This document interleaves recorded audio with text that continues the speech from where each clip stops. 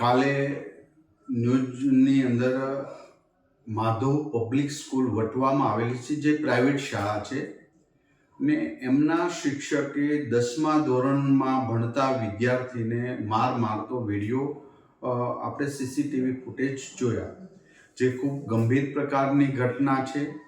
આ પ્રાઇવેટ શાળાની અંદર આ શિક્ષકે આ બાળક સાથે કરેલું નિર્દયી કૃત્ય માફ કરી શકાય એવું નથી। માટે અમારા જિલ્લા શિક્ષણ અધિકારી ચૌધરીને ત્યાં મોકલ્યા હતા, રૂબરૂ ગયા છે।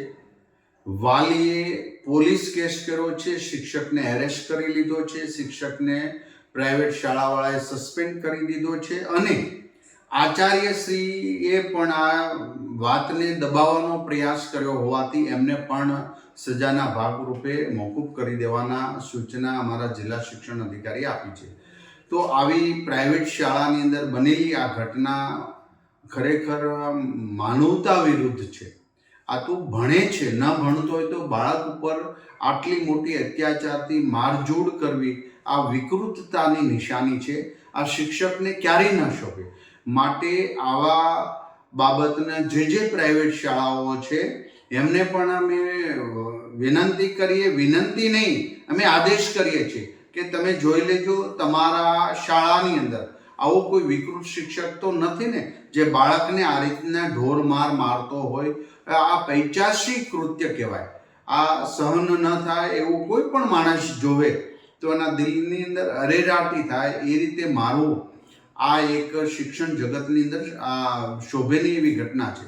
માટે એ શિક્ષક ઉપર પોલીસ કેસ કરી દેવામાં આવ્યો છે, એના વાલી દ્વારા એમને એરેસ્ટ કરવામાં આવ્યો છે અને સસ્પેન્ડ કરી દેવામાં આવ્યો છે અને આચાર્યશ્રીએ આ સમગ્ર માધવ પબ્લિક સ્કૂલ જે છે એમને દબાવવાનો પ્રયાસ કર્યો તો એમને પણ અમારા જિલ્લા શિક્ષણ અધિકારીએ સૂચનાથી એમને સસ્પેન્ડ કરવા કે એમને બરતરફ કરવા માટેનું જે તે ટ્રસ્ટીને આદેશ કરી દેવામાં આવ્યો।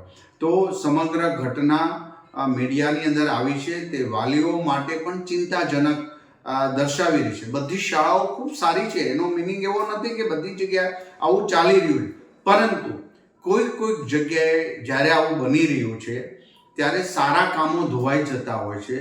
તો દરેક શાળાએ આવું એક મોનિટરિંગ રાખવું જોઈએ કે એમનો શિક્ષક આવું ક્રૂર કૃત્ય તો નથી કરતો ને। બાળકો સાથેનું એનું વર્તન ચેક કરીને જો એમાં એમને એવું જણાય કે આ શિક્ષક ડાઉટફુલ છે તો એને તરત છૂટો કરી દેજો, નહીતર શાળાએ પણ પરિણામ ભોગવવાની તૈયારી રાખવી પડશે।